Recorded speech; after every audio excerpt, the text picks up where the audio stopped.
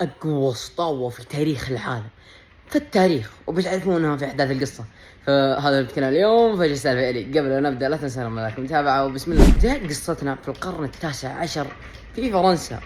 في يوم من الأيام قرر حاكم فرنسا أنه يصدر إعلان أن اللي بيقبض على القبطان أو القرصان جان ليفيت له 500 دولار. فهرب جان ليفيت أصلا من زمان، عشان كذا أصدر إعلان اللي بيمسكه له 500 دولار. فأول ما درى جان ليفيت عصب، كيف تحط على راسي 500 ومين أنت؟ وإذا حاكم على نفسك.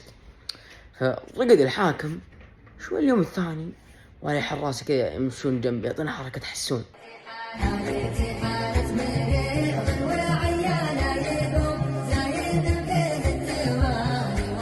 فقالت ايش بلاكم وراكم علم؟ قال جان ليفيت يا طويل العمر حاط على راسك 5000 دولار. ها؟ حاط على راسي 5000؟ كأنه يعني أكسر عينك وحط مبلغ أكثر من مبلغك يا الحاكم علشان تدري إنك حاكم على نفسك. ومن يوم ما سجلتك أقوى سطوة في التاريخ. فهذه بس الختام. سبحانك اللهم وبحمدك أشهد أن لا إله إلا أنت أستغفرك وأتوب إليك. مع السلامة.